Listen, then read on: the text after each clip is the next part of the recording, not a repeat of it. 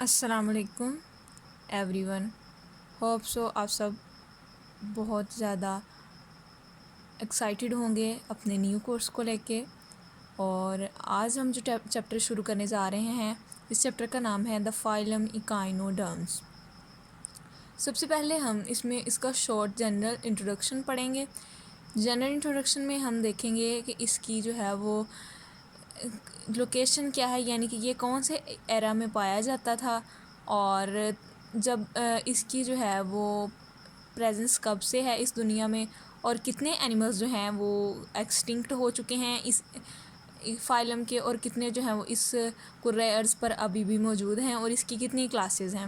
تو let's see.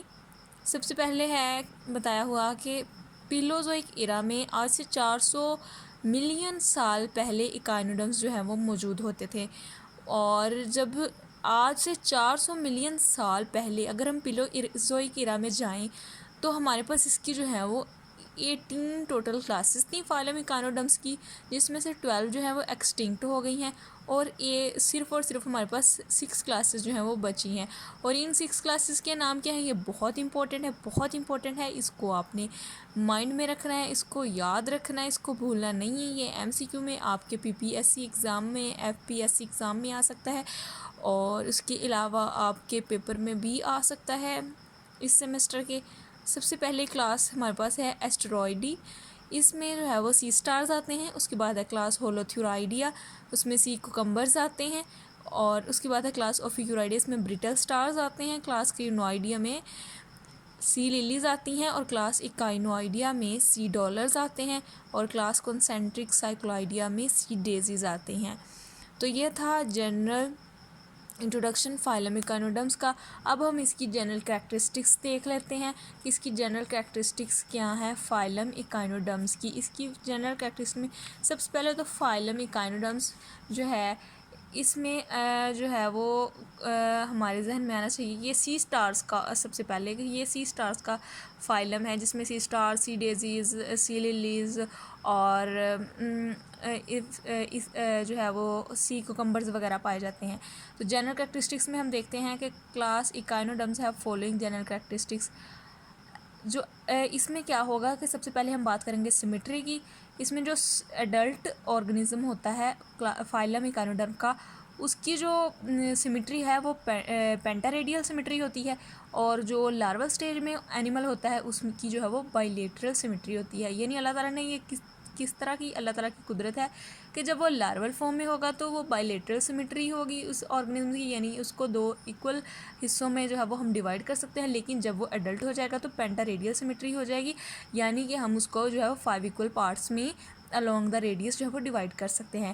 اس کے بعد ہے کہ ہر اینیمل فائلم ایکائنوڈرم کا جو ہے اس میں واٹر ویسکولر سسٹم موجود ہوتا ہے. واٹر ویسکولر سسٹم کیا ہے؟ یہ واٹر کینالز پر مشتمل ہوتا ہے اور ریڈیل نروز پر مشتمل ہوتا ہے. یہ جو واٹر کینالز ہیں یہ جو ہے وہ فیڈنگ میں فلٹر فیڈنگ میں ہیلپ کرتے ہیں، اور اس کے علاوہ جو ہے وہ لوکوموشن میں ہیلپ کرتے ہیں. اور اس کے علاوہ اس میں نروس سسٹم پایا جاتا ہے. نروس سسٹم جو ہے وہ نرو رنگ اور نرو نیٹ اور ریڈیل نروز پر مشتمل ہوتا ہے. نروس سسٹم جو ہے یہ اس کی پوری باڈی میں پھیلا ہوتا ہے. سینٹر میں نرو رنگ ہوتی ہے، اور نرو نیٹ جو کہ آپس میں جو ہے وہ ریڈیل نروز کو کنیکٹ کرتا ہے، اور ریڈیل نروز جو ہیں وہ ہر آرم میں جاتی ہیں. اس کے بعد اس کا ایک اور کریکٹرسٹک سب سے اہم جو ہے وہ امپورٹنٹ، وہ کیلکیریس اینڈوسکیلٹن ہے. ان میں اینڈوسکیلٹن جو ہے وہ کیلکیریس ہوتا ہے، یعنی کیلشیم کاربونیٹ وغیرہ پر مشتمل ہوتا ہے. اور ان میں ڈائجسٹیو سسٹم جو ہے وہ کمپلیٹ ہوتا ہے. کمپلیٹ ڈائجسٹیو سسٹم کا مطلب کہ ان میں جو ہے وہ ماؤتھ الگ سے ہوتا ہے اور انس الگ سے ہوتی ہے، یعنی کہ جہاں سے یہ خوراک لیتے ہیں وہ پارٹ الگ ہے، اور جہاں سے یہ جو ہے وہ انڈائجسٹڈ ویسٹ مٹیریل کو جو ہے وہ ایگزٹ کرتے ہیں وہ الگ ہے. ایک ہوتا ہے سیگ لائک ڈائجسٹیو سسٹم، اور ایک ہوتا ہے tube like digestive system. Tube کی طرح، یعنی کہ اگر ایک ہم پائپ کی مثال لیں جس کے ایک سرے سے پانی ڈالا جائے تو دوسرے سرے سے نکل جاتا ہے، یہ ہے کمپلیٹ ڈائجسٹیو سسٹم کی ایک مثال ہے. جبکہ جو سیگ لائک ڈائجسٹیو سسٹم ہے اس میں اگر ہم بوری کو دیکھ لیں، کسی بھی تو اس میں ہم اگر اس بوری کے منہ میں سے جو ڈالیں گے، اگر ہمیں نکالنا پڑے اس میں سے، تو ہم بوری کے منہ سے ہی نکالیں گے، یعنی منہ سے ہی باہر آئے گا. تو یہ ہے سیگ لائک ڈائجسٹیو سسٹم. اس کے علاوہ اس میں ہیمل سسٹم موجود ہوتا ہے. چلیں جی، امید ہے آپ کو یہ لیکچر میرا پسند آیا ہوگا اور آپ کو سمجھ بھی آیا ہوگا. اگر آپ کو کوئی کنفیوژن ہے، کوئی کوشچن ہے، تو آپ کمنٹ سیکشن میں پوچھ سکتے ہیں، اور آپ اپنے فرینڈس کے ساتھ شیئر کیجیے تاکہ سب کا بھلا ہو، سب کو اس کی سمجھ آئے. اور پلیز لائک کیجیے، سبسکرائب کر دیجیے اور شیئر کیجیے. تب تک کے لیے مجھے اجازت دیں، اور اگر آپ چاہتے ہیں کہ میں مزید لیکچر بناؤں اور آپ کی جو ریکوائرمنٹ ہے اس کے اکارڈنگ بناؤں، تو آپ مجھے اپنا جو ہے وہ ریکوائرڈ ٹاپک جو ہے وہ سینڈ کر دیں کمنٹ سیکشن میں، تاکہ میں نیکسٹ لیکچر جو ہے وہ نیکسٹ ویڈیو جو ہے وہ اسی ٹاپک پہ بناؤں.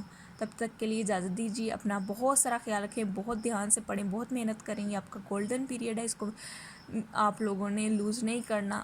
تب تک کے لیے اجازت دیں. اللہ حافظ.